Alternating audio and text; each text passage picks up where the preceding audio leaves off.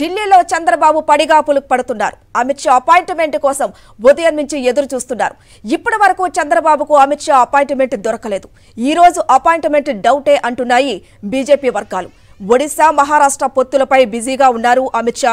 దీంతో గల్లా నివాసంలో చంద్రబాబు, ప్రైవేట్ హోటల్లో పవన్ కళ్యాణ్ అమిత్ షా కోసం ఎదురు చూపులు చూస్తున్నారు.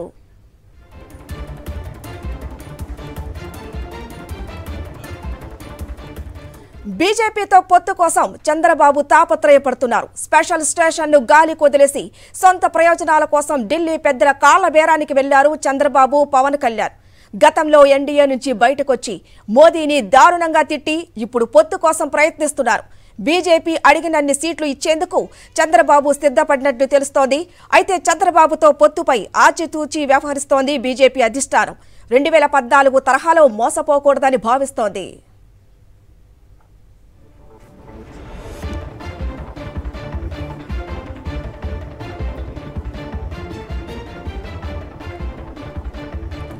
చంద్రబాబుకు ప్రత్యేక హోదాపై కంటే పొత్తులపైనే ఫోకస్ పెట్టినట్లు తెలుస్తోంది.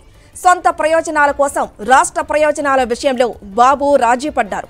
2018లో ప్రత్యేక హోదా కోసమే ఎన్డీఏ నుంచి బయటకు వచ్చానని నాడు చంద్రబాబు ప్రగల్భాలు పలికారు. అయితే కేంద్రం స్పెషల్ స్టేటస్ ఇవ్వకుండా బాబు ఎన్డీఏలో చేరటంలో మతలబు ఏంటనే ప్రశ్నలు వస్తున్నాయి. చంద్రబాబు చేసేది సొంత పార్టీ ప్రయోజనం కోసమేనంటూ విమర్శలు వెల్లువెత్తుతున్నాయి. ఒంటరిగా పోటీ చేసే ధైర్యం లేకనే బీజేపీతో రాజీ పడి పొత్తు కోసం బాబు దేహి అంటూ యాచిస్తున్నారు.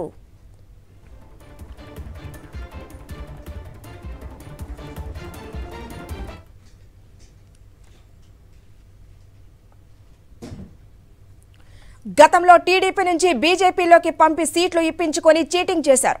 2014లో కామినేని శ్రీనివాసరావుతో చంద్రబాబు కోవర్టు ఆపరేషన్ నడిపారు. దీంతో ఈసారి 2014 తరహా చీప్ ట్రిక్స్ కుదరవని బీజేపీ హైకమాండ్ ముందే హెచ్చరిస్తోంది. బీజేపీ జెండా మోసిన అసలైన నేతలకే టికెట్ ఇస్తామని మెలికపెట్టింది.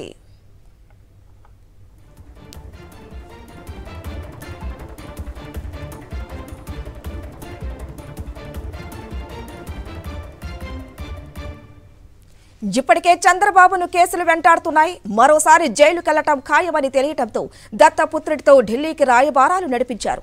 కొడుకు లోకేష్ పైన కేసుల ఉచ్చు బిగిస్తూ ఉండటంతో ఇక కోర్టులను మేనేజ్ చేయలేక బీజేపీకి సరెండర్ అయ్యారు. ఆత్మగౌరవం గురించి ఓకదంపడు ఉపన్యాసాలు ఇచ్చే చంద్రబాబు, పవన్ కళ్యాణ్ ఇప్పుడు వైఎస్ఆర్సీపీని ఎదుర్కొనే ధైర్యం లేక బీజేపీతో రాజీకి వెళ్లారు.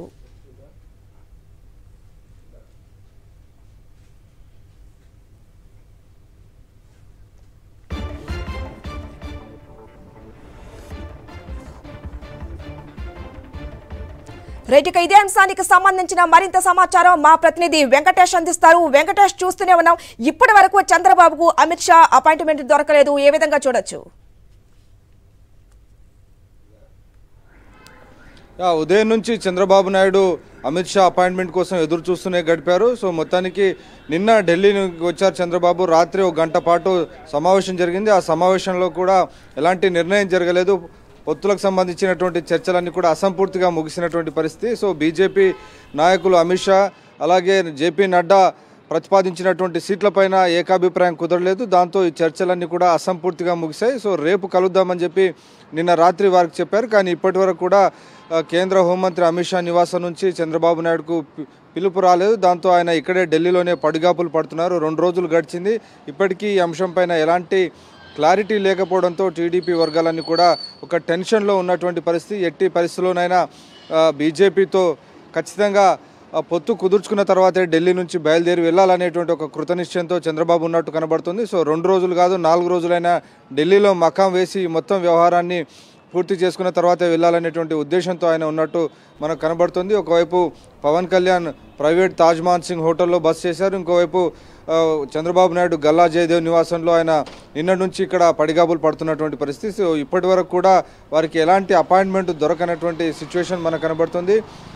బీజేపీ ప్రధానంగా 9 లోక్సభ సీట్లు కోరుతుంది. అలాగే 2014లో బీజేపీకి 14 అసెంబ్లీ సీట్లు ఇచ్చారు. సో దాన్ని ఇంకా కాస్త పెంచి 20 వరకు పెంచి ఇవ్వాలనేటువంటి డిమాండ్ బీజేపీ పెట్టింది. 2014తో పోలిస్తే 2024లో బీజేపీ చాలా పటిష్టంగా ఉంది. దేశవ్యాప్తంగా మళ్ళీ తిరిగి కేంద్రంలో అధికారంలోకి వచ్చే పరిస్థితి ఉంది. కాబట్టి బీజేపీతో పొత్తు అనేది తెలుగుదేశం పార్టీకి అత్యవసరమైనటువంటి విషయం కాబట్టి ఆ మేరకు డెఫినెట్గా చంద్రబాబు నాయుడును వెయిటింగ్లో ఉంచితే ఖచ్చితంగా ఆ మేరకు తాము అడిగినటువంటి సీట్లకు ఆయన తలొగ్గుతారనేటువంటి ఒక భావనతో బీజేపీ ఉంది. అలాగే గతంలో చంద్రబాబు నాయుడు నరేంద్ర మోడీ పైన వ్యక్తిగతంగా చేసినటువంటి విమర్శలు ఇవన్నీ కూడా బీజేపీ నాయకుల మనసులో ఉన్నాయి. సో చంద్రబాబు నాయుడు ఎటు పోడు, ఖచ్చితంగా బీజేపీ కోసం ఆయన గత 4 ఏళ్ల నుంచి ప్రయత్నం చేస్తున్నారు. ఒక 4 రోజులు ఢిల్లీలో ఉంటారు అనేటువంటి ఒక ధోరణిలో బీజేపీ ఉంది. కాబట్టి చంద్రబాబు నాయుడును 2 రోజుల నుంచి వెయిటింగ్లో పెట్టినటువంటి పరిస్థితి మనం చూస్తున్నాం. ఇంకోవైపు కేంద్ర హోంమంత్రి అమిత్ షా, జేపీ నడ్డా ఇతర రాష్ట్రాలకు సంబంధించినటువంటి పొత్తులను